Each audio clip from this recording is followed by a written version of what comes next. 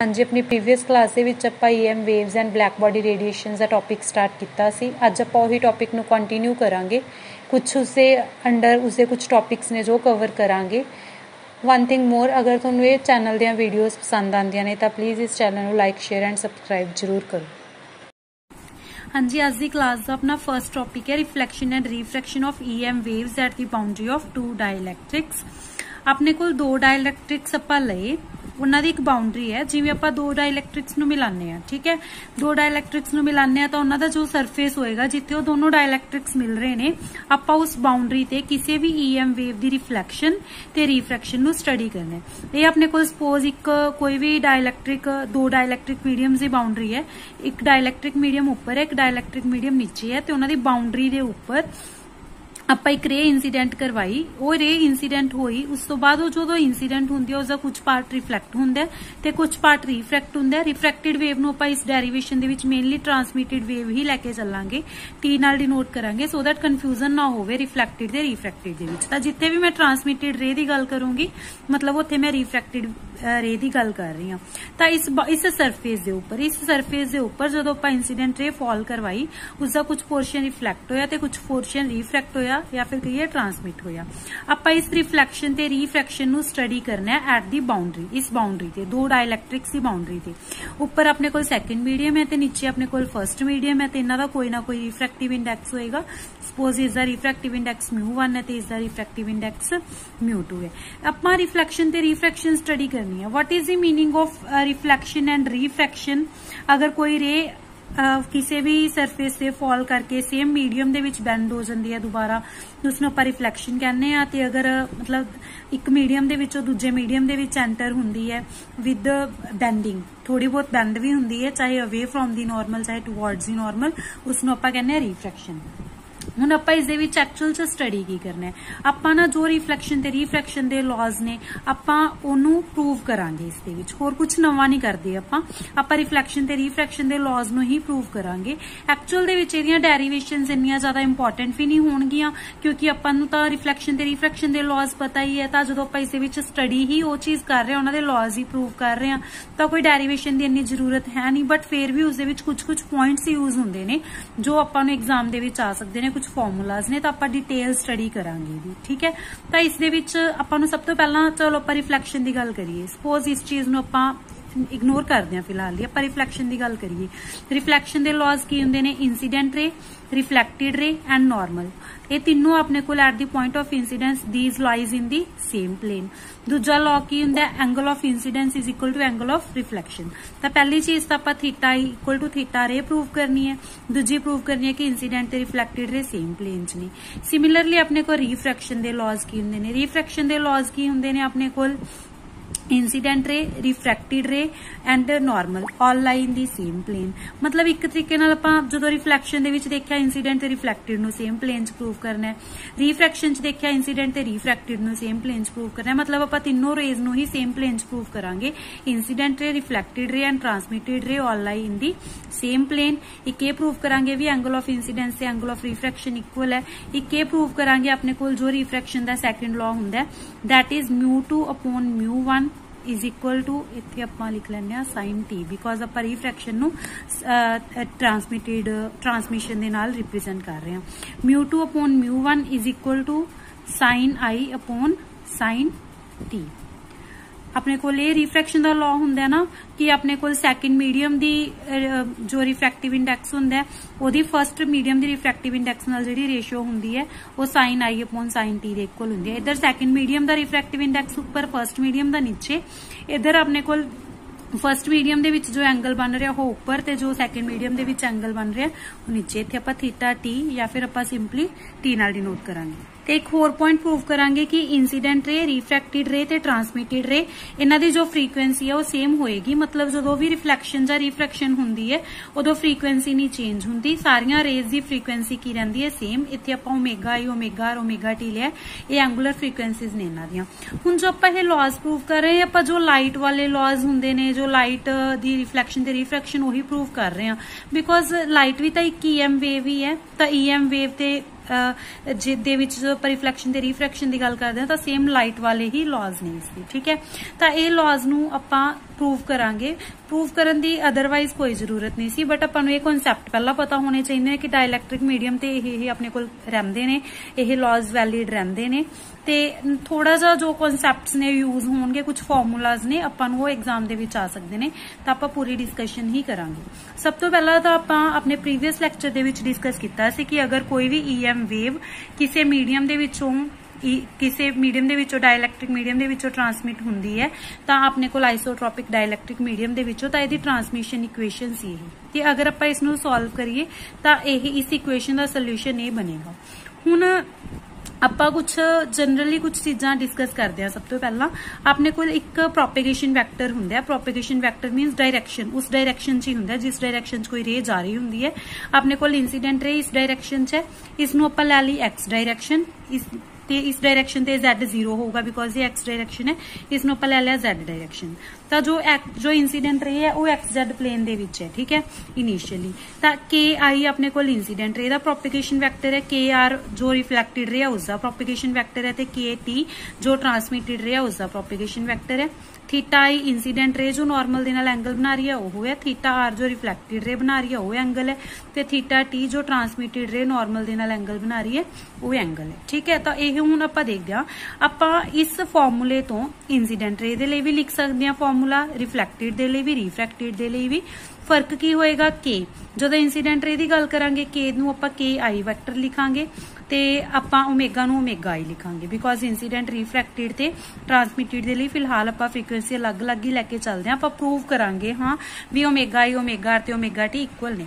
Similarly refracted दे लई लिख लिया, सिमिलरली ट्रांसमिटेड दे लई ई ओ की सी अपने कोल maximum amplitude of E vector. जो इंसीडेंट की गल करते हैं तो आप EOI वैक्टर लिख लांगे, रिफ्लैक्टेड की गल करते हैं तो EOR वैक्टर बिकॉज ये रिफ्लैक्टेड रे दा मैक्सिमम एम्पलीट्यूड है, ये ट्रांसमिटेड रे दा। ते इत्थे अपने कोल K वैक्टर की जगह ते KR vector, KT vector, omega R omega T. तो ये अपने कोल इक्वेशंस बन गई। हुण अपने कोल कुछ बाउंड्री कंडीशंस हुंदियां ने जो तुहानूं पता होनियां चाहिए ने बिकॉज एग्जाम दे विच इत्थों भी क्वेश्चन बन सकता है। बाउंड्री कंडीशंस हुंदियां ने कि अगर आपां दो मीडियम्स की गल करिए, एक मीडियम तो दूजी मीडियम दे विच इलैक्ट्रोमैगनैटिक वेव जारी होवे तां जिहड़ी फर्स्ट मीडियम दे विच इलैक्ट्रोमैगनैटिक वेव है ते सैकेंड मीडियम दे विच इलैक्ट्रोमैगनैटिक वेव है, इन्हां दे टेंजेंशियल कंपोनेंट्स आपस दे विच की हुंदे ने, इक्वल हुंदे ने। टेंजेंशियल कंपोनेंट्स इक्वल हुंदे ने या फिर आपां इह वी कह सकदे हां कि यह कॉन्टीन्यूस हुंदी है इलैक्ट्रो जो अपने कोल इलैक्ट्रिक फील्ड है, ठीक है इलैक्ट्रिक फील्ड।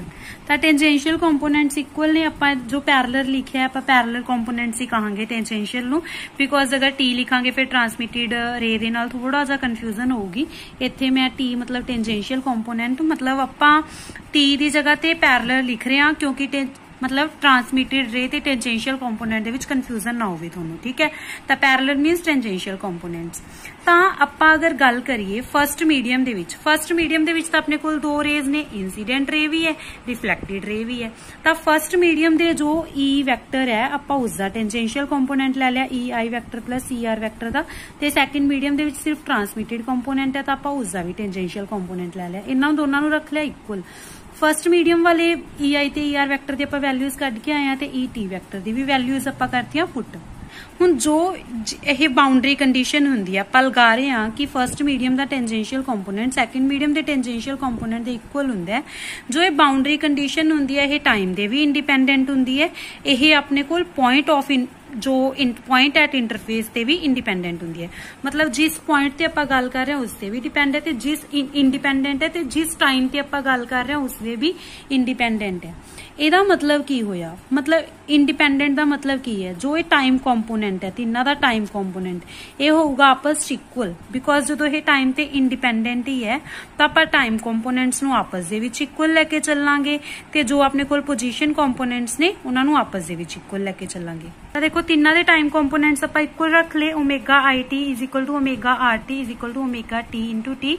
हुण स्मॉल टी अपने कोल जो टाइम है तो इक्वल ही है, ठीक है उन्होंने आप इक्वल रख लिया कैंसल आउट हो गया टी नाल T, omega I is equal to omega R is equal to omega T, means frequency है जिहड़ी वो कांस्टेंट रहिंदी है after reflection and refraction. Means अपने कोल ये आपां चीज ये अपने कोल रिफ्रैक्शन दा मतलब ये भी अपने कोल लॉ ही हुंदा है एक भी रिफ्लैक्शन ते रिफ्रैक्शन नाल जो वेव हुंदी है ओदी फ्रीकुएंसी नहीं चेंज हुंदी, फ्रीकुएंसी सेम रहिंदी है। तां अगर ओमेगा दी गल करिए एंगुलर फ्रीकुएंसी सी, अगर आपां उसनूं फ्रीकुएंसी दी फॉर्म च लिखिए तां 2 पाई न्यू लिखांगे आप, 2 pi nu I, 2 pi nu R, 2 pi nu T equal रखांगे, 2 पाई टाल 2 पाई कट जाएगा, omega I is nu I is equal to nu R is equal to nu T. तो frequency same हुंदी है चाहे रिफ्लैक्टिड रे दी गल करिए, चाहे इंसीडेंट रे दी, चाहे ट्रांसमिटेड रे दी। तो इहदे नाल अपने कोल जो फर्स्ट पॉइंट सी वो की करता प्रूव करता। सैकेंड पॉइंट देखो ਆਪਾਂ क्या पोजीशन ते भी इंडिपेंडेंट हुंदी है, तो जो ये वेव्स सी इन्हां दे पोजीशन कंपोनेंट्स नूं भी आपां आपस दे विच रख लांगे इक्वल। मीनस के I dot R vector, K R vector dot R vector, K T vector dot R vector ये की होणगे इक्वल होणगे, पर किस बाउंड्री ते किस पॉइंट ते आपां बाउंड्री कंडीशन अप्लाई कर रहे हैं। बाउंड्री आपां इसनूं की लैके चले सी Z इक्वल टू 0, तो इस बाउंड्री की गल कर रहे हैं तो Z 0 होगा। हुण आपां गल करिए इन्हां दे कंपोनेंट सी, आर वैक्टर ते एक्स आई कैप प्लस वाई जे कैप प्लस जेड के कैप होगा, तो के आई वैक्टर दी आपां वैल्यू लिखांगे के आई दा एक्स कंपोनेंट इंटू आई कैप, के आई दा वाई कंपोनेंट इंटू जे कैप, के आई दा जेड कंपोनेंट इंटू के कैप। फिर आपां इन्हां दोनों नूं आपस च करांगे मल्टीप्लाई, पर जेड कंपोनेंट तो 0 ही हो जाऊगा ना, बिकॉज आपां जेड इक्वल टू 0 ते गल कर रहे हैं। तो इहदा आ जाएगा K I x into X, के आई वाई इंटू वाई। ठीक है, सिमिलरली इसका भी K R X into X, K R Y into Y equal to K T X into X plus K T Y into Y. Z component 0 हो जाएगा इन्हां दा। हुण आपां जे गल करिए जो एक्स कंपोनेंट है वो एक्स कंपोनेंट से इक्वल होंगे, जो वाई कंपोनेंट्स ने वो वाई कंपोनेंट से इक्वल होंगे, आपां इक्वल लिख ले। एक्स कंपोनेंट नु एक्स कंपोनेंट दे, वाई कंपोनेंट्स नु वाई कंपोनेंट से। जे हुण आपां वाई कंपोनेंट दी इस वाई कंपोनेंट दी गल करिए इंसीडेंट रे दे वाई कंपोनेंट दी, इंसीडेंट रे नूं आपां इनिशियली ही मन के चलिया कि यह एक्स जेड प्लेन दे विच है। ठीक है, बिकॉज आपां इस डायरेक्शन में एक्स लिया, इस डायरेक्शन में जेड लिया, तो जो इंसीडेंट रे है वो एक्स जेड प्लेन च है। आपां प्रूव करांगे भी रिफ्लैक्टिड ते रिफ्रैक्टिड भी जो एक्स जेड प्लेन दे विच ही ने। ठीक है, हुण इसनूं आपां अगर के आई वाई 0 है, आई वाई तो 0 होगा बिकॉज इंसीडेंट रे दा वाई कंपोनेंट तो 0 होगा, बिकॉज ये तो आपां नूं पता है कि ये एक्स जेड प्लेन च है। तो फिर के आई वाई तो के आर वाई दे भी इक्वल है, के टी वाई दे भी इक्वल है, तो जरूर के आर वाई भी इक्वल हो गया, के टी वाई भी इक्वल हो गया। इत्थों की पता चलिया भी रिफ्लैक्टिड रे दा जो रिफ्लैक्टिड रे है उसका वाई कंपोनेंट भी 0 है, तो जो ट्रांसमिटेड रे है उसका वाई कंपोनेंट भी 0 है। मतलब जो रिफ्लैक्टिड रे है ते जो ट्रांसमिटेड रे है ये दोनों भी किस प्लेन च लाई करदियां ने, एक्स जेड प्लेन च लाई करदियां ने। जे इंसीडेंट रे एक्स जेड प्लेन च लाई करदियां, मतलब ये तीनों की सेम प्लेन च लाई करदियां ने, चाहे एक्स जेड च होन, चाहे वाई जेड च होन, चाहे एक्स वाई च होन। इच तो आपां लैके चले सी इंसीडेंट नूं एक्स जेड च, तो आपां इन्हां दोनों नूं भी एक्स जेड च ही प्रूव करता, तां तीनों सेम प्लेन च होणगियां। ठीक है, ये अपने कोल सैकेंड जो ये पॉइंट सीगा इसनूं प्रूव करता। हुण आपां थर्ड ते फोर्थ पॉइंट प्रूव करदे हां। देखो अपने कोल की है जो के आई एक्स है ते के आर एक्स ये आपस दे विच की ने इक्वल ने। हुण आपां के आई एक्स थर्ड जो पॉइंट आपां प्रूव कर रहे हैं theta I is equal to theta R. देखो अपने कोल जो एक के आई को रे सी, ठीक है, आपां नूं ये पता है भी जो अपने कोल के आई एक्स कंपोनेंट है वो के आर एक्स कंपोनेंट दे इक्वल है, तो आपां नूं आई एक्स कंपोनेंट ते R X component find out करने पैणगे। जे यह के आई कंपोनेंट है यह इसका एक्स कंपोनेंट होएगा, बिकॉज आपां एक्स डायरेक्शन लैके चले हां, मीनस जेड इक्वल टू 0 ते आपां जेड डायरेक्शन लैके चले हां। तो देखो अपने कोल जो के आई एक्स अपॉन के आई होगा, के आई एक्स अपॉन के आई, देखो ये बेस है, ये हाइपोटन्यूज है। इस ट्रायंगल दे विच बेस अपॉन हाइपोटन्यूज किहदे इक्वल हुंदा है, कॉस थीटा दे। थीटा कितना है 90 माइनस थीटा आई, बिकॉज अगर ये एंगल थीटा आई है तो इन्ना एंगल 90 माइनस थीटा आई होएगा, तो के आई एक्स किहदे इक्वल हो जाएगा, K I into sine theta I दे, बिकॉज कॉस 90 माइनस थीटा किसदे इक्वल हुंदा है, साइन थीटा दे। तो के आई एक्स हो जाएगा K I into sine theta I दे, ते के आर हो जाएगा अपने के आर एक्स हो जाएगा K R into sine theta R दे। एक होर चीज़ अपने कोल जो प्रोपेगेशन कॉन्स्टेंट हुंदा है, प्रोपेगेशन कॉन्स्टेंट किस दे इक्वल हुंदा है ओमेगा अपॉन वी दे। What is omega? Angular frequency. What is V? Velocity. तो जो अपने कोल के आई होगा ये होगा ओमेगा आई अपॉन V1 दे इक्वल, बिकॉज फर्स्ट मीडियम दे विच है जो इंसीडेंट रे है, ते अपने कोल जो के आर होएगा इत्थे अपने कोल नाल आ जाएगा साइन थीटा आई, ते जो अपने कोल के आर होएगा वो होएगा ओमेगा आर अपॉन V1 दे इक्वल, बिकॉज जो रिफ्लैक्टेड रे है वो भी तो अपने कोल फर्स्ट मीडियम दे विच ही है, तो अपने कोल ये चीज हो जाएगी। ओमेगा आई ते ओमेगा आर भी अपने कोल इक्वल ने, आपां प्रूव करके आए हैं फर्स्ट पॉइंट दे विच, तो ये भी कट जाएगा, ये भी कट जाएगा। Sine theta I is equal to sine theta R दे इक्वल रह जाएगा, मीनस थीटा आई ते थीटा आर की हो गया आपस दे विच इक्वल, यही आपां प्रूव करना सी। हुण उपर प्रूव करना है म्यू2 अपॉन म्यू1 इज इक्वल टू म्यू2 अपॉन म्यू1 is equal to sine theta I upon sine theta T, means second medium दे रिफ्रैक्टिव इंडेक्स से फर्स्ट मीडियम दे रिफ्रैक्टिव इंडेक्स की जो रेशियो है वो फर्स्ट मीडियम दे विच जो एंगल बना रही है रे, मतलब theta I sign theta I upon sine theta T दे इक्वल है। मतलब एंगल आपां जो लैने आ वो फर्स्ट मीडियम वाला ते ओवर च लैने सैकेंड मीडियम वाला एंगल, ते रेशियो दे विच रिफ्रैक्टिव इंडेक्स च आपां लैने उपर आपां लैने सैकेंड मीडियम दा रिफ्रैक्टिव इंडेक्स ते नीचे लैने फर्स्ट मीडियम दा रिफ्रैक्टिव इंडेक्स, मतलब ओपोजिट हुंदी है इन्हां दी रेशियो। हुण ये प्रूव करन लई आपां नूं ये पता है, आपां पिछे लैके चले आ भी जो के आई एक्स है ते के टी एक्स है ये आपस दे विच इक्वल होणगे। हुण आपां नूं ये भी पता है भी जो के आई एक्स है वो तां K I into sine theta I दे इक्वल है। सिमिलरली जो के टी एक्स होएगा वो होएगा K T into sine theta T दे इक्वल। सिमिलरली आप फाइंड आउट कर सकते हैं। हुण जो के हुंदा है वो omega I upon V1 into sine theta I, क्योंकि के अपने कोल कादे इक्वल हुंदा ओमेगा अपॉन वी दे, ते के टी कादे इक्वल होएगा ओमेगा टी अपॉन V2। हुण इत्थे V2 क्यों लिया? क्योंकि ट्रांसमिटेड जो वेव है वो तो सैकेंड मीडियम दे विच है ना, तो इत्थे आपां V2 लवांगे। ओमेगा आई ते ओमेगा टी तां आपस दे विच इक्वल ने, आपां प्रूव करके आए हैं भी इंसीडेंट रे रिफ्लैक्टेड ते ट्रांसमिटेड तिन्नां दी फ्रीक्वेंसी सेम हुंदी है, तां इह कट जाणगे। अपने कोल की आ जाएगा V1 upon V2 is equal to sine theta I upon sine theta T. But आपां तां इत्थे रिफ्रैक्टिव इंडेक्स की रेशियो दे इक्वल प्रूव करना सी, तो आपां नूं ये भी पता है भी जो म्यू है वो सी अपॉन वी दे इक्वल होएगा, तो आपां सी नाल मल्टीप्लाई सी नाल डिवाइड करके जो आपां बनावांगे तो अपने कोल ये चीज बन जाएगी C upon V2 C upon V1 is equal to sine theta I upon sine theta T, ते ये बन गया अपने कोल म्यू2 ओवर च बन गया म्यू1 is equal to sine theta T upon sine theta I. यही चीज आपां प्रूव करनी सी। Refractive index of second medium with respect to first is equal to ratio of sine of transmitted angle to sine of angle of incidence.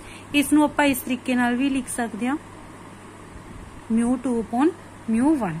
तो ये अपने कोल 4 point सी जो reflection ते रिफ्रैक्शन नाल रिलेटेड ने, जो आपां इलैक्ट्रोमैग्नैटिक वेव्स या बाउंड्री कंडीशंस यूज करके फाइंड आउट कीतियां ने। हाँ जी, सैकेंड टॉपिक है अपना फ्रेनल्स इक्वेशंस। फ्रेनल्स इक्वेशंस की हुंदियां ने, यह एक ऐसे एक्सप्रैशंस हुंदे ने, ऐसे इक्वेशंस हुंदियां ने जो अपने कोल जो रिफ्लैक्टेड वेव है ट्रांसमिटेड वेव है उन्हां दी जो पोलराइजेशन हुंदी है, एंपलीट्यूड्स हुंदे हैं ते फेजेस हुंदे ने, उन्हां दे विच रिलेशन दसदे ने।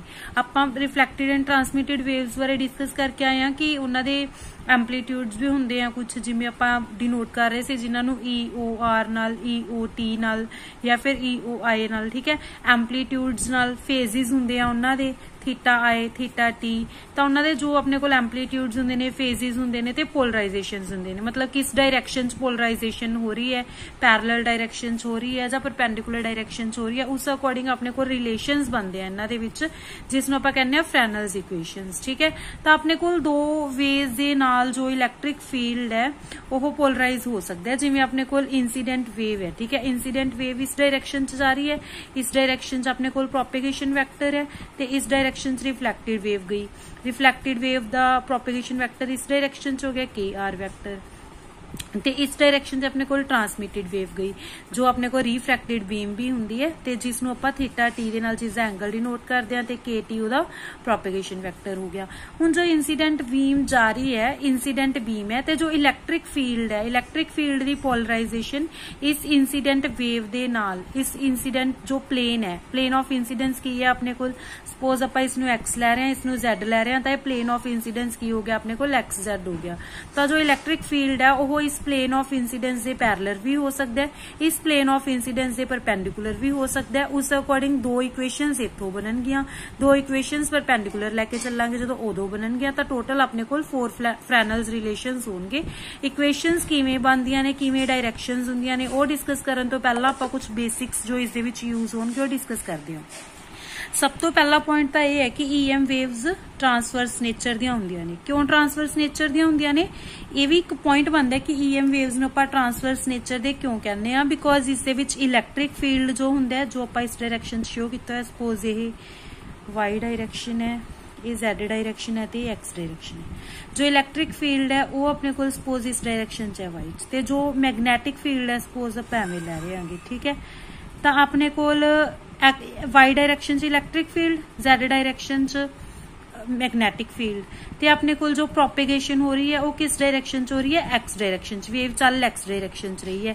तो जो प्रोपेगेशन वैक्टर है ते जो इलैक्ट्रिक फील्ड है ते जो मैगनैटिक फील्ड है तीनों एक दूजे दे परपेंडिकुलर ने EM वेव्स नूं तां आपां कहने आ ट्रांसवर्स वेव्स ते EM वेव्स नूं ट्रांसवर्स वेव्स कहने आ ते मैगनैटिक फील्ड इलैक्ट्रिक फील्ड ते प्रोपेगेशन वैक्टर दे विच रिलेशन हुंदा है B vector is equal to K vector cross E vector upon omega ते आपां नूं पता भी है क्रॉस प्रोडक्ट दे विच की हुंदा है अगर आप दो वैक्टर्स की क्रॉस प्रोडक्ट लैने तो जो उन्होंने रिजल्टेंट वैक्टर होंगे वो इन्हों दोनों के डायरैक्शनस की परपेंडिकुलर ही होंगे ठीक है। तो ये अपने को फर्स्ट रिलेशन है which is very important. Second relation है mu is equal to B upon H mu is permeability और we can say B is equal to mu H ये अपने को सैकेंड रिलेशन है। जो आप फर्स्ट रिलेशन है उस सैकेंड वैल्यू पुट कर देंगे अपने को आ गया H vector is equal to K cross E upon mu omega mu omega आ गया तो हुण K वैक्टर जो है K वैक्टर अपने को प्रोपेगेशन वैक्टर है जरूरी इत्थे आपां एक्स एक एग्जाम्पल के तौर पर लैके चले हाँ बट अगर अपने को K वैक्टर किसी भी डायरैक्शन च है आपां K वैक्टर नूं की लिख सकते हैं K into unit vector in that direction जिवें आपां किस एक्स डायरैक्शन च हुंदा तां I कैप लिखते हैं वाई डायरैक्शन च हुंदा J कैप लिखते हैं Z च हुंदा K कैप तो N कैप अपने को कोई भी जो डायरैक्शन है उसका यूनिट वैक्टर है ठीक है। तो आपां K वैक्टर नूं K इंटू N कैप लिख सकते हैं तो आपां इस तरीके नाल लिख लिया ते अपने कोल उस तो बाद जो K है K अपने कोल ओमेगा दे नाल डिवाइड से चला गया। हुण ये अपने को रिलेशन हुंदा ओमेगा ते K दा आपां पिछे भी डिस्कस करके आए अपने लास्ट टॉपिक दे विच कि अपने कोल ओमेगा अपॉन K की हुंदा V इज दी वेलोसिटी ठीक है। तो अपने कोल H vector is equal to N cap into cross E vector upon mu V is the velocity ये चीज आ गई।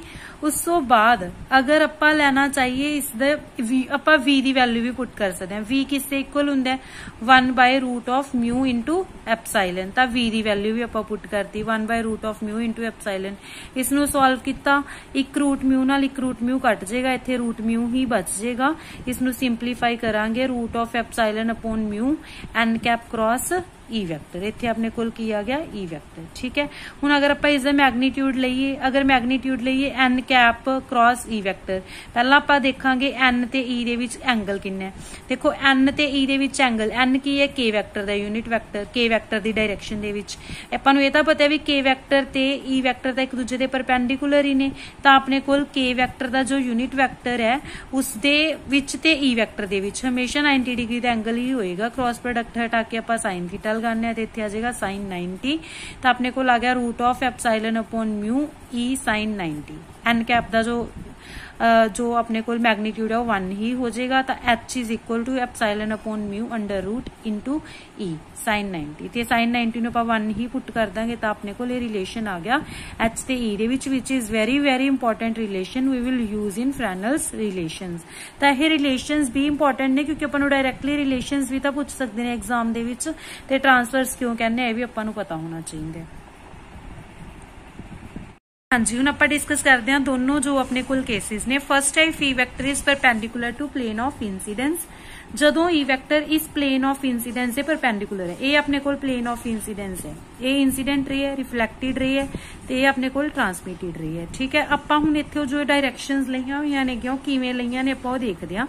ਸਭ ਤੋਂ ਪਹਿਲਾਂ ई ਵੈਕਟਰ ਪਲੇਨ ਆਫ ਇਨਸੀਡੈਂਸ ਦੇ ਪਰਪੈਂਡੀਕੂਲਰ ਹੈ, ਜਾਂ ਤਾਂ ਇਨਵਰਡ ਹੋਏਗਾ ਇਸ ਤਰੀਕੇ ਨਾਲ ਜਾਂ ਫਿਰ ਆਊਟਵਰਡ ਹੋਏਗਾ। ਬਿਕੋਜ਼ ਇਹ ਪਲੇਨ ਹੈ, ਇਸ ਦੇ ਪਰਪੈਂਡੀਕੂਲਰ ਜਾਂ ਤਾਂ ਇਨਵਰਡ ਵੈਕਟਰ ਹੋਏਗਾ ਅੰਦਰ ਵੱਲ ਨੂੰ, ਇਸ ਪੇਪਰ ਦੇ ਅੰਦਰ ਵਾਲੀ ਸਾਈਡ ਤੇ ਜਿਵੇਂ ਇਸ ਤਰੀਕੇ ਨਾਲ ਪਰਪੈਂਡੀਕੂਲਰ, ਜਾਂ ਆਊਟਵਰਡ ਹੋਏਗਾ ਬਾਹਰ ਵੱਲ ਨੂੰ। ਠੀਕ ਹੈ, ਸਪੋਜ਼ ਆਪਾਂ ਇਨਵਰਡ ਲੈ ਕੇ ਚੱਲੇ ਹਾਂ, ਸਪੋਜ਼ ਆਪਾਂ ਇਨਵਰਡ ਲੈ ਕੇ ਚੱਲੇ ਹਾਂ ਤਾਂ ਅਗਰ ਆਪਾਂ ई ਵੈਕਟਰ ਨੂੰ ਇਨਵਰਡ ਲੈ ਕੇ ਚੱਲੇ ਹਾਂ ਤਾਂ B ਵੈਕਟਰ ਜਿਹੜਾ ਹੋਏਗਾ ਉਹ ਇਸ ਡਾਇਰੈਕਸ਼ਨ 'ਚ ਹੋਏਗਾ।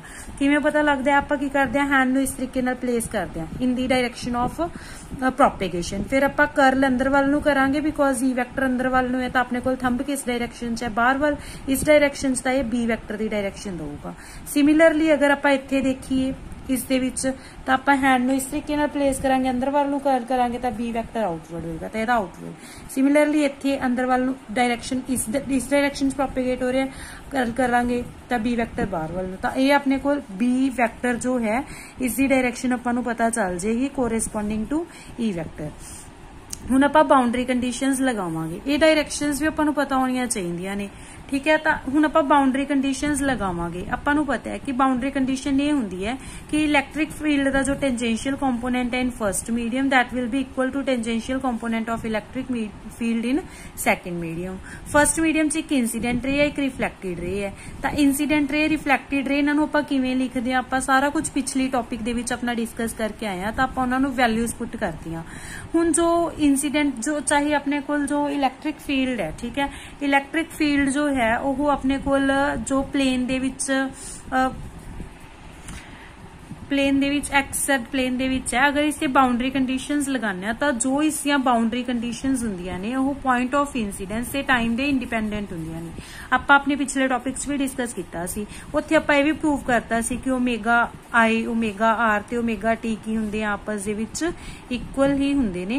तां आपां ये जो पोजीशन ते टाइम वाले कंपोनेंट्स ने ये मतलब ये नहीं लैके चलांगे, बिकॉज इन्हां दे तां इंडिपेंडेंट ही ने बाउंड्री कंडीशनस, ते इन्हां नूं आपां नहीं लैके चलांगे। आपां सिर्फ ये वाले पॉइंट्स, ये जो EOI वैक्टर है, EOR वैक्टर है ते EOT वैक्टर है, यही लैके चलांगे। एक तरीके नाल ये कह सकते हैं कि ये तीनों आपस दे विच इक्वल ही होंगे, ठीक है। तो आपां सिर्फ लैके चलांगे EOI वैक्टर, EOR वैक्टर ते EOT वैक्टर, इन्हां दे टेंजेंशियल कंपोनेंट्स। हुण एक चीज देखो, टेंजेंशियल कंपोनेंट्स से परपेंडिकुलर कंपोनेंट्स, ये आपां हुण इत्थे आपां टेंजेंशियल कंपोनेंट्स बारे गल ही नहीं करांगे इस केस दे विच। क्यों? क्योंकि देखो E वैक्टर इस प्लेन दे परपेंडिकुलर है, E वैक्टर आपां मान के चले कि इनवर्ड है, इस प्लेन दे परपेंडिकुलर है, ते जो है नॉर्मल है, ये नॉर्मल भी इस प्लेन दे परपेंडिकुलर है, ये नॉर्मल भी इस प्लेन दे परपेंडिकुलर है, ते जो अपने कोल E वैक्टर है वो भी इस प्लेन दे परपेंडिकुलर है। तो जो ये नॉर्मल है ते अपने कोल इलैक्ट्रिक फील्ड दे कंपोनेंट्स ने, ये तो अपने कोल परपेंडिकुलर पैरेलल ही हो गए एक दूजे दे। इलैक्ट्रिक फील्ड दा कंपोनेंट ते ये नॉर्मल, जो ये दोनों ही इस प्लेन ऑफ इंसीडेंस दे परपेंडिकुलर ने, तो ये आपस दे विच तां पैरेलल हो गए। जो आपस दे विच पैरेलल ही हो गए, फिर अपने कोल टेंजेंशियल कंपोनेंट वाली तक गल ही नहीं रही, क्योंकि सारे कंपोनेंट्स ही टेंजेंशियल कंपोनेंट्स बन गए, तो सिंपली अपने कोल आ चीज हो जाएगी, ठीक है। हुण अगर आपां बाउंड्री कंडीशन लगाइए H वैक्टर दे उपर, सिमिलरली जिवें आपां E दे उपर लगाया उवें H दे उपर लगावांगे, ओही कंडीशनस लगा के अपने वैल्यूज वगैरह पुट करके अपने को यही चीज बन गई टेंजेंशियल कंपोनेंट्स। हुण इस दे टेंजेंशियल कंपोनेंट्स आपां नूं फाइंड आउट करने पैणगे, जिस डायरेक्शन च B है H भी इसी डायरेक्शन च होएगा ना। तो अगर आपां इस दा टेंजेंशियल कंपोनेंट लेना होवे इस HR वैक्टर दा, आपां इस डायरेक्शन च लवांगे, इस डायरेक्शन च आ होएगा इहदा टेंजेंशियल कंपोनेंट जो इस ते पैरेलल होएगा। हुण इहनूं मैं थोड़ा जा सिंपलीफाई करके इत्थे बनानी आ, देखो अपने कोल इस तरीके की चीज है एवें, ठीक है। ते अपने कोल H वैक्टर इस डायरेक्शन च है, अगर ये एंगल थीटा आई है तो अपने कोल जो यह एंगल होएगा ये भी थीटा ही होएगा। आपां आ वाला कंपोनेंट है जो वो फाइंड आउट करना है, तो ये एंगल की हो जाएगा अपने कोल थीटा आई दे इक्वल। तो अगर आप इस ट्रायंगल दे विच लगावांगे trigonometry base upon hypotenuse is equal to cos theta I. Hypotenuse किस चीज नू रिप्रेजेंट कर रहे हैं? एच आई नू। तो एच ओ आई दी वैल्यू किस दे इक्वल आ जाएगी अपने कोल? H I into cos theta one दे इक्वल। तो आप वैल्यूज पुट करतियां। वैल्यूज पुट करे तो बाद एक तो इक्वेशन बन गई अपने कोल। एक इक्वेशन आपां हुण इस दे विच की करदे आ, जो आपां ने रिलेशन फाइंड आउट कीता सी एच ते ई दा, H is equal to epsilon upon mu into E, वो आपां यूज करांगे। इस दे विच आपां वैल्यूज पुट करांगे in the form of E vector. जो आपां वैल्यूज पुट करांगे तो अपने कोल आ चीज बन जाएगी, देखो HOI HOR ते HOT दी वैल्यू आ जाएगी। ओनू आपां उस इक्वेशन जो फर्स्ट इक्वेशन है उस दे विच पुट करता। पुट करन तो बाद अपने कोल इस तरीके दा रिलेशन बन जाएगा। H वाली इक्वेशन दे विच आपां ई वैक्टर दी फॉर्म दे विच वैल्यूज पुट करतियां तो अपने कोल ये इक्वेशन बन गई जिसनूं आपां X इक्वेशन दा नाम देता। सिमिलरली अपने कोल इलैक्ट्रिक फील्ड ते बाउंड्री कंडीशन अप्लाई करके इक्वेशन बनी सी। हुण आपां इन्हां नूं सॉल्व करांगे। आपां की करना है, एक बारी तां EOI ते EOR दे विच रिलेशन फाइंड आउट करांगे, एक बारी EOI ते EOT दे विच रिलेशन फाइंड आउट करांगे। मतलब आपां एक बारी तां EOR ते EOI दी रेशियो कढांगे ते एक बारी आपां EOT ते EOI दी रेशियो कढांगे। इसनूं तां आपां फ्रेनल्स रिलेशन बोलदे आ फॉर रिफ्लैक्शन कोफिशिएंट, बिकॉज ये रिफ्लैक्शन कोफिशिएंट ते इंसीडेंस वाले इलैक्ट्रिक फील्ड दी रेशियो है। इसनूं आपां बोलांगे Fresnel's relation for transmission coefficient, because ये ट्रांसमिटेड रे दा इलैक्ट्रिक फील्ड लैने आपां इस दे विच।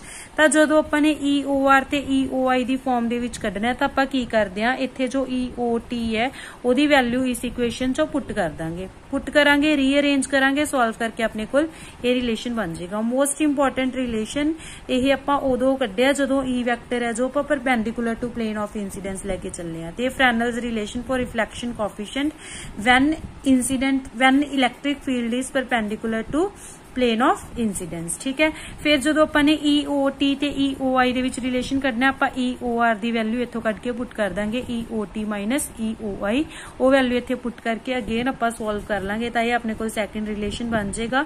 एक इहदे विच रिलेशन अपने कोल ट्रांसमिशन, ये अपने इहनूं आपां कहांगे फ्रेनल्स रिलेशन फॉर ट्रांसमिशन कोफिशिएंट। ठीक है, दो रिलेशंस बन गए जो इलैक्ट्रिक फील्ड है जो प्लेन ऑफ इंसीडेंस दे परपेंडिकुलर है, एक रिफ्लैक्शन कोफिशिएंट ते एक ट्रांसमिशन कोफिशिएंट। हुण अगर आपां गल करिए ਜਿਹੜਾ नॉन मैगनैटिक मीडियम है, स्पैशली नॉन मैगनैटिक मीडियम की, उत्थे अपने कोल μR1 हुंदा है। μR मतलब अपने कोल जो हुंदा रैलेटिव परमीबिलिटी, इसनूं आपां लिख सकते हैं μ/μ0। मतलब किसी भी मीडियम की परमीबिलिटी नूं जदों आपां फ्री स्पेस की परमीबिलिटी नाल डिवाइड करते हो μR दे इक्वल आंदा है। ये 1 है नॉन मैगनैटिक मीडियम के लिए। सिर्फ नॉन मैगनैटिक मीडियम की गल कर रहे हैं, स्पैशल केस है मतलब एक तरीके नाल। तां अपने कोल μ ते μ0 आपस दे विच इक्वल हो जाणगे। तां μ ते μ0 इक्वल हो गए तो अगर आप फर्स्ट मीडियम की गल करिए उसकी परमीबिलिटी भी फ्री स्पेस वाली परमीबिलिटी दे इक्वल है। सैकेंड मीडियम की गल करिए उसकी परमीबिलिटी भी फ्री स्पेस वाली परमीबिलिटी दे इक्वल है। तो μ1 is equal to μ0, μ2 is equal to μ0। उस तो बाद अपन ये भी पता है भी जो रिफ्रैक्टिव इंडैक्स होंगे C/V दे इक्वल होंगे। तो अपने कोल जो C की वैल्यू होंगी है, अपन ये भी पता है भी वेलोसिटी ते μ/ε का रिलेशन होंगे 1/√ऑफ μ/ε। जो C की वैल्यू कढांगे तो फ्री स्पेस वाली परमीबिलिटी ते परमिटिविटी लैके चलांगे जो V की वैल्यू किसी पर्टिकुलर मीडियम की। ठीक है, हुण इहनूं थोड़ा रीअरेंज करांगे। अपने कोल μ/μ0 ε/ε0 अंडर दी रूट आ जाएगा। μ/μ0 नूं μR लिख लिया ते ε/ε0 नूं εR लिख लिया। ते μR 1 है नॉन मैगनैटिकली, तो n की वैल्यू εR दे रूट दे इक्वल आ गई। सिमिलरली अगर आपां कल्ले n1 की गल करिए तो ε1/ε0 दे रूट दे इक्वल होगा, बिकॉज इत्थे εR मतलब ε/ε0। अगर n1 लै लांगे तो आपां ε1 पुट कर दांगे, अगर n2 लै लांगे तो ε2। तो इत्थों अपने कोल n1 ते n2 की आपां रेशियो कढीए n1/n2 इज इक्वल टू √ऑफ ε1/ε2। आपां ये रिलेशनस इन्हां दे विच यूज करके इन्हां नूं रिफ्रैक्टिव इंडैक्स की फॉर्म दे विच भी कढ सकदे आ।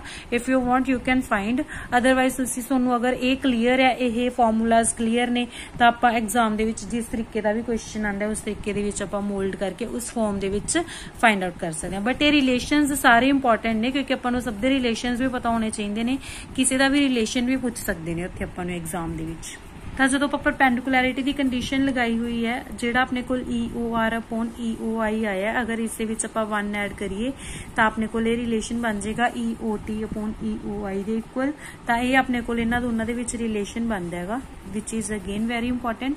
हुण अगर ई वैक्टर अपने को प्लेन ऑफ इंसीडेंस के पैरेलल है, ठीक है, E vector plane of incidence के पैरेलल है, तो आपां प्लेन ऑफ इंसीडेंस दे पैरेलल है तो आप इस डायरेक्शन च भी लै सकते हैं ते इस डायरेक्शन च भी लै सकते हैं। सपोज आप आउटवर्ड डायरेक्शन दे विच लै रहे हैं तो हुण आपां नूं ई वैक्टर के कोरेस्पोंडिंग बी वैक्टर या एच वैक्टर की वैल्यू दी डायरेक्शन भी तो फाइंड आउट करनी पऊगी।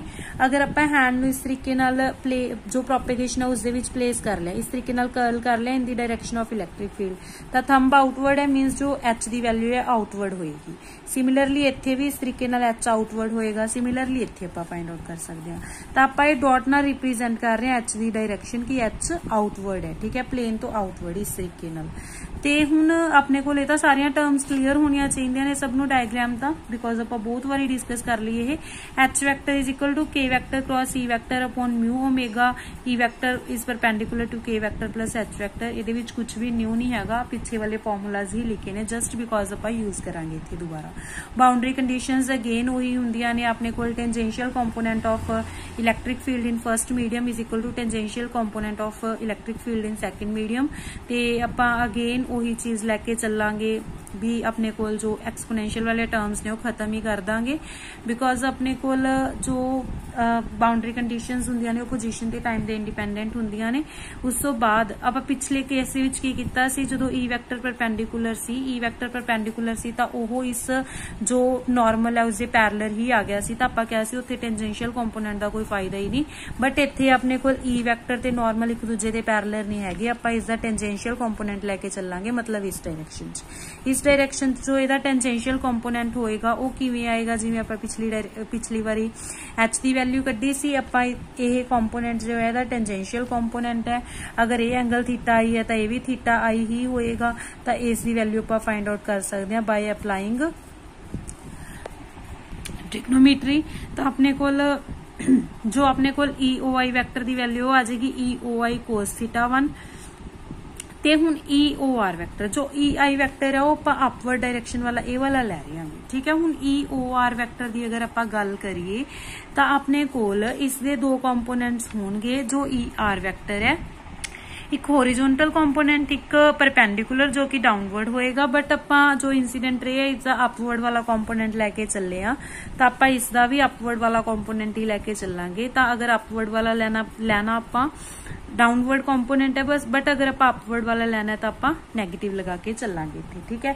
तो उस तो बाद अपने कोल ट्रांसमिशन दे विच जो है उसदे विच अपने कोल ई ओ टी वैक्टर, इसदे विच भी अपने कोल दो कंपोनेंट्स ने, ठीक है।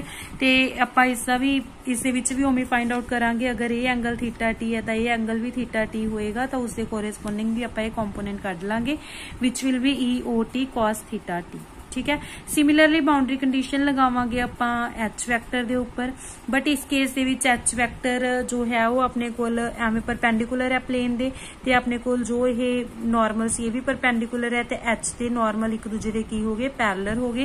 तो इत्थे जिवें आपां पिछले केस दे विच इलैक्ट्रिक फील्ड दे विच क्या सी टेंजेंशियल कंपोनेंट वाला केस नहीं लेना, बस सीधा अपने कोल क्योंकि पैरेलल है तो सारे कंपोनेंट्स टेंजेंशियल ने, तो इत्थे भी वही चीज होगी, आपां टेंजेंशियल कंपोनेंट नहीं कढना इस दे विच बिकॉज ये दोनों आपस दे विच पैरेलल ही ने। तो सिंपली आपां जो एच आई ओ है, एच ओ आर है, एच ओ टी है, उसकी वैल्यू पुट कर देंगे बिकॉज आपां नूं इलैक्ट्रिक फील्ड दे नाल उहदा रिलेशन पता है। तो दो इक्वेशनस बन गईयां, इन्हां नूं फिर उसी तरीके नाल सॉल्व करके जिवें लास्ट केस दे विच सॉल्व कीता सी, आपां ई ओ आर ते ई ओ आई दी रेशो कड्ढी, ते ई ओ टी ते ओ ई ओ आई दी रेशो कड्ढी, ई ओ टी ते ई ओ आई दी रेशो, ते ई ओ आर ते ई ओ आई दी रेशो। ये अपने को रिफ्लैक्शन कोफिशिएंट है when electric field is parallel to plane of incidence, ते ये अपने को ट्रांसमिशन कोफिशिएंट है जो अपने को फोर्थ फ्रेनल रिलेशन भी बोल सकते हैं, तो ट्रांसमिशन कोफिशिएंट भी बोल सकते हैं जो अपने को ई वैक्टर है parallel to plane of incidence. तो ये अपने को रिफ्लैक्शन कोफिशिएंट है। और थर्ड फ्रेनल्स रिलेशन ते अपने को ट्रांसमिशन कोफिशिएंट भी बोल सकते हैं, तो ये अपने को फोर्थ फ्रेनल रिलेशन है, तेनों आपां ट्रांसमिशन कोफिशिएंट भी बोल सकते हैं। ये रिफ्लैक्शन कोफिशिएंट, ये ट्रांसमिशन कोफिशिएंट, तो ये अपने को थर्ड ते फोर्थ फ्रेनल रिलेशन ने, ते ये अपने को फर्स्ट ते सैकेंड फ्रेनल रिलेशन सी। ये उदों सी जो E vector perpendicular to plane of incidence सी, ते जो हुण फाइंड आउट किते ने वो ने जो अपने को electric field parallel to plane of incidence है। आई होप ये कॉन्सैप्ट सब नू क्लीयर है।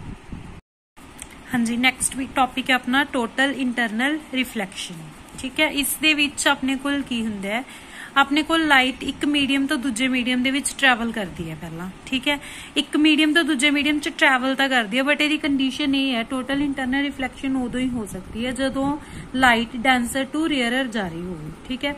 डेंसर टू रेयरर जो लाइट है वो ट्रैवल कर रही है। अपने को देखो फर्स्ट जो अपने को जो इंसीडेंट लाइट है सपोज इस पॉइंट तो फॉल कर रही है, नॉर्मली फॉल कर रही है, तो जो नॉर्मली फॉल कर रही है तो एंगल ऑफ इंसीडेंस 0 हो गया। उस केस एंगल ऑफ रिफ्रैक्शन भी 0 होगा, तो विदाउट एनी बेंडिंग ये लाइट स्ट्रेट ही पास होगी। फिर आप एंगल ऑफ इंसीडेंस इंक्रीज करना स्टार्ट किया, पहला 0 सी थोड़ा इंक्रीज किया तो अपने को light away from the normal bend होगी, क्योंकि डेंसर टू रेयरर जा रही है लाइट। जो डेंसर टू रेयरर जाती है तो away from the normal bend होंगी है। फिर इंसीडेंस एंगल थोड़ा होर इंक्रीज होया, थोड़ी ज्यादा बेंड होगी light, angle of refraction increase हो गया।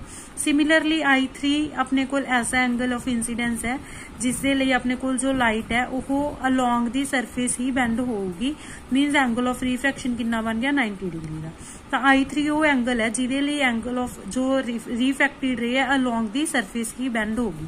तो जदों आपां I3 तो ज्यादा एंगल ते लाइट इंसीडेंट करवावांगे इस सरफेस के उपर, तो जो रे है वो रिफ्रैक्ट होने की बजाय पूरी की पूरी रिफ्लैक्ट होगी, उही मीडियम दे विच की होगी बेंड होगी। इस चीज नूं आपां बोलदे हां टोटल इंटरनल रिफ्लैक्शन, जिस दे विच टोटल लाइट सेम मीडियम दे विच ओरिजिनल मीडियम दे विच ही बेंड हो जाती है, ते कोई भी लाइट नवे मीडियम च नहीं जा रही, इस मीडियम दे विच एंटर नहीं हो रही। तो इस टाइप की रिफ्लैक्शन नूं कहंदे हां टोटल इंटरनल रिफ्लैक्शन। ते जो ये टोटल इंटरनल रिफ्लैक्शन है ये इसके लिए इंसीडेंस एंगल इस एंगल तो ज्यादा होना चाहिए, किस एंगल तो जेडे एंगल दे लिए रिफ्रैक्टेड रे है जो वो अलोंग दी सरफेस बेंड हुई है। तो इस एंगल नूं आपां कहंदे critical angle. I3 critical angle है, तो जदों भी क्रिटिकल एंगल तो ज्यादा एंगल ते लाइट इत्थे फॉल करवावांगे तो उत्थे टोटल इंटरनल रिफ्लैक्शन ही होगी। दो मीडियम्स, फर्स्ट दा रिफ्रैक्टिव इंडेक्स μ1, सेकंड दा μ2, ठीक है। टोटल इंटरनल रिफ्लैक्शन क्लीयर है की हुंदा, कंडीशंस की ने। पहली कंडीशन तो यही है कि डेंसर टू रेयरर जा रही होवे लाइट, ते दूजी कंडीशन ये है भी जो एंगल ऑफ इंसीडेंस है वो क्रिटिकल एंगल तो वड्डा होना चाहिए। दो कंडीशंस ने अपने को टोटल इंटरनल रिफ्लैक्शन दिया। उस बाद स्नेल्स लॉ के अकॉर्डिंग आपां नूं पता है कि जो μ2/μ1 है, हाँ जी, अकॉर्डिंग टू स्नेल्स लॉ के अकॉर्डिंग की हुंदा है अपने को दो मीडियम्स ने, एक μ1 एक μ2। क्रिटिकल एंगल के कोरेस्पोंडिंग की हुंदा है कि इंसीडेंट रे ऐसे एंगल ते फॉल करती है सो दैट जिहड़ी रिफ्रैक्टेड रे है वो 90 डिग्री का एंगल बना ली। तो according to Snell's law μ1 into sine of angle in this medium is equal to μ2 into sine of angle in this medium. इस मीडियम दे विच क्रिटिकल एंगल बन रहा है, इस मीडियम दे विच 90 डिग्री, तो μ1 into sine 90 is equal to μ2 into sine C। अगर साइन 90 की वैल्यू पुट कर दिए तो μ2/μ1 दे विच रिलेशन बन गया 1/sin C। ये अपने को क्रिटिकल एंगल ते रिफ्रैक्टिव इंडेक्सिस का रिलेशन है। हुण अगर आपां गल करिए कि अपने को ग्लास दी या डायमंड दी, ग्लास का रिफ्रैक्टिव इंडेक्स 1.5 हुंदा, ठीक है। ग्लास का रिफ्रैक्टिव इंडेक्स हो गया 1.5 ते एयर का हुंदा 1। तो जदों भी लाइट ग्लास टू एयर जा रही है तो उस टाइम ते जो क्रिटिकल एंगल है sin C is equal to μ1/μ2 ਆਪਾਂ ਇਹ रिलेशन यूज करके फाइंड आउट कर लांगे। तो ग्लास के लिए जो क्रिटिकल एंगल है वो हुंदा 42 डिग्री का। मतलब जदों ग्लास दे विचों लाइट एयर दे विच जा रही होवे, ये अपने कोल ग्लास है, इस चों लाइट एयर दे विच जा रही है, तो अगर ये एंगल 42 डिग्री तो ज्यादा होया तो लाइट सारी दी सारी अंदर ही रिफ्लैक्ट हो जाएगी, इत्थे टोटल इंटरनल रिफ्लैक्शन हो जाएगी। ये चीज नूं आपां यूज करदे हां ऑप्टिकल फाइबर्स दे विच, ठीक है। ऑप्टिकल फाइबर्स दे विच इत्थे ग्लास क्लेडिंग कीती हुई हुंदी है so that total internal reflection हो जाए, ठीक है। उस बाद डायमंड है, डायमंड के लिए रिफ्रैक्टिव इंडेक्स 2.4 होंगे, तो उसके लिए अगर आप क्रिटिकल एंगल फाइंड आउट करिए तो 24 डिग्री का होगा। तो डायमंड के जो सरफेसिस ने इस तरीके नाल कट किए हुए होंगे ने कि उसके उपर जो इंसीडेंट एंगल है वो हमेशा 24 डिग्री तो ग्रेटर रहे, तो इस टोटल इंटरनल रिफ्लैक्शन हो so that billions of diamond observe होवे। मतलब डायमंड इन्ना ज्यादा शाइन करता है, वो तां ही शाइन करता है बिकॉज उत्थे टोटल इंटरनल रिफ्लैक्शन होंदी है, ठीक है।